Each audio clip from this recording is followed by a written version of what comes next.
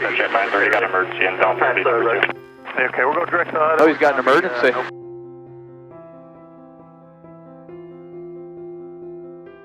Okay, so my name's James Stafford. We're at Panama City ECP Airport, and I wanted to share a little bit about an experience that we had that I think is worthwhile, because someone else could take away some knowledge from it, experience from it, and potentially have a successful outcome like we did. So to cut to the short end of the stick, we had an engine failure of sorts, and it was the opposite. The engine didn't actually stop, we couldn't control it anymore. So we lost control of the throttle of the left engine, which is a critical engine in the B-55, which is behind me. The idea is that the engines are supposed to stay running in flight, and we were working on some maneuvers, very commonly, very popular amongst multi-engine training, and everyone knows the story of VMC training if you've got your multi-engine or started your multi-engine training. Dealing with that training has some difficulties in itself, and one of them is the training itself is very dangerous because you're actually shutting an engine off in flight. So during this flight, we shut the right engine off, did some performance maneuvers, some airmanship work, and everything was going great. Brought the right engine back online. Things went really well. We noticed as we were recovering the airplane, going back to normal flight, getting ready to come back to the airfield, that we couldn't command the left engine. So after some deliberating between the two, me and the instructor pilot that happened to be with him, it's great that he was there, we realized really rapidly that we absolutely had no control, and we're trying to diagnose if the engine was even running or if it was just windmilling in the air. We did discover through the exhaust gas temperature and the fuel flow that it was running, but we just lost control. So we isolated the problem down to being a control linkage between the throttle and the quadrant and the engine end of it. So we made the decision that we had to shut off a fully functioning engine.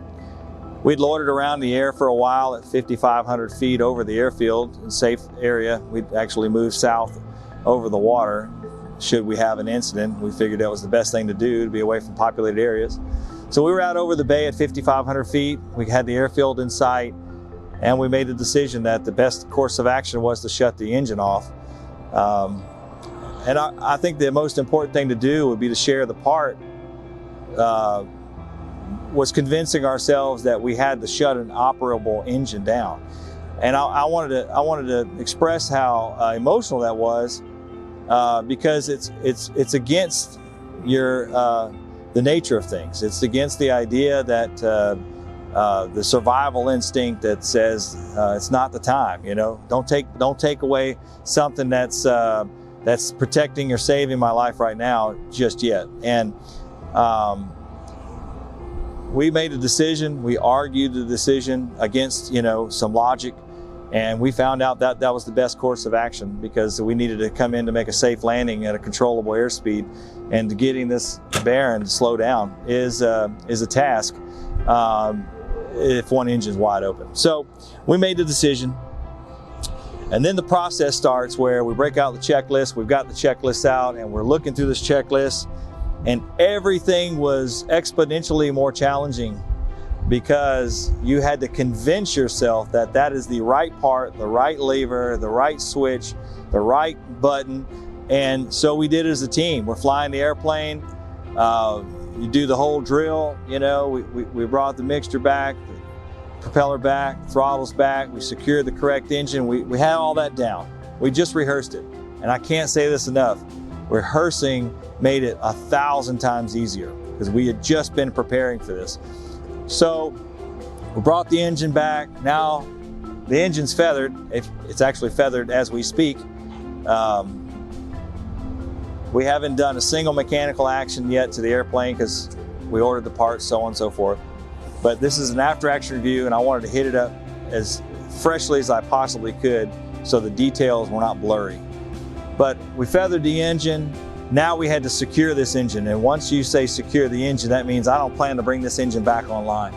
And that was a moment to me where it was significant. I realized, like, okay, it's the real deal. We're coming back with one engine at night. By this time, we loitered around, the sun had fully set, it's completely blacked out, no, you know, very minimal moon.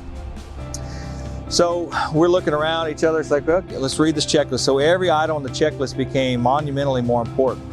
Verifying the left engine, the left throttle, the left mixture, the left, everything was epically more crucial. So I remember specifically reading this checklist and I'm like, okay, here we go. So we got the engine shut down, it's feathered. Now I gotta go over here and I gotta turn the alternator off. Well, remember, we're flying nights. So luckily we had done our checks and we checked our loads, make sure the engine was picking up loads. So when we flipped that switch off on the verified left engine, we didn't lose all our lights and we didn't get any alarms going off. And then we had to move over to the mags. And this was a fun one because I'm grabbing my hand on mag and I'm like, I'm grabbing the left mag. And they're asking the co-pilot, I'm grabbing the left mag. He's like, verified, that's the left mag. And boy, I tell you, I did this quickest little off and on real quick because I figured if I grabbed the wrong one, I turned it off, you'd hear a rumble, I'd have a chance to recover it, engine would motor through. Verified it was good, turned the mags off. And then the last and final step was to shut the fuel off. So I reached down there reluctantly and said, Lord, this is it.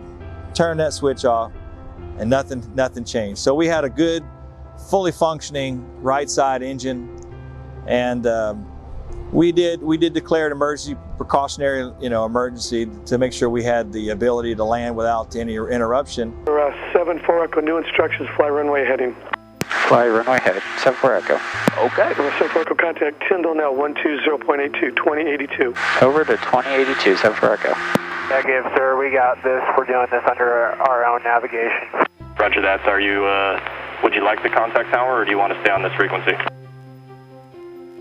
We can go over tower freak now. It's up to you, sir. Roger that. Stand by for tower 1 second. Trying to do this, I'm sorry.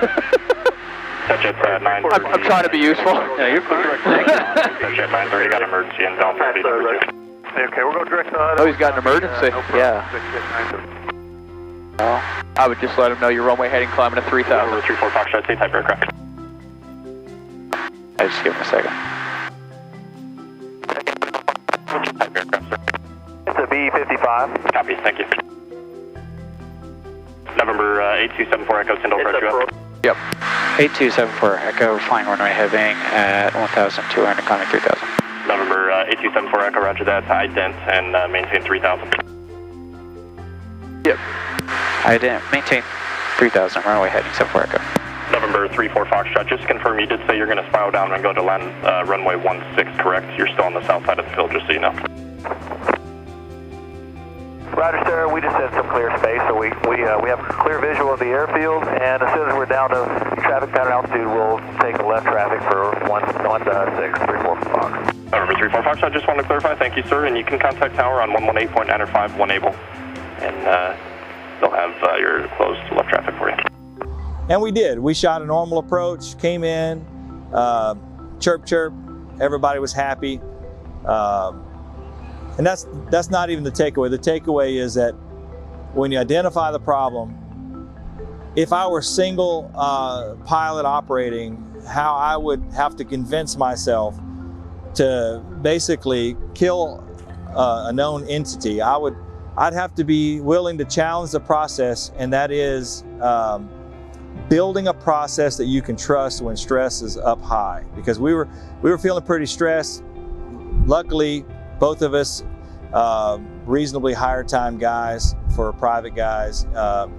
He's a commercial multi-engine instructor, CFII, great guy. We had enough experience between the two of us that it didn't freak out. We were cool, calm, and collective. Kept our heads about our shoulders, and it turned out great. It was a great experience for us. And we want that experience for you. If something were to happen for you, I was going to demonstrate, but I think it's the throttle linkage is right behind this panel. And we got out immediately. I came over here and looked at it. Sure enough, the linkage was broken at the end where it has an adjustment. So it was what we thought it was. The procedure was correct based on what we believed it was. And I'm here celebrating to tell you a story. But the after action review that I want you to walk away and really take away from this is that trust the process, practice the process, exercise, execute. So that's really, I think that's the most important thing. These are great airplanes, great machines. I'd fly it again today if I had the parts, and no fear in flying it. But trust the process and trust yourself and your training, but focus on the training, focus on the exercises, and then execute. Don't doubt yourself. Literally, the moment I had to shut that fuel handle off, I noticed my hand was shaking a little bit because I knew what that meant. It meant I am executing the process without regard. There's no coming back, and I'm done. Had it been by myself, it may have been a little bit longer argument with myself, but luckily I had a teammate there and we challenged each other and we called it out, and both of us believed that it was the right choice. I'm standing here today, no incident, no accident. All we need is a simple repair on the airplane, and the airplane's flying again, and we'll be jet setting all over the world. So that's the takeaway I want to leave for you. And if you learned something from it, hey, high five, because we all can learn.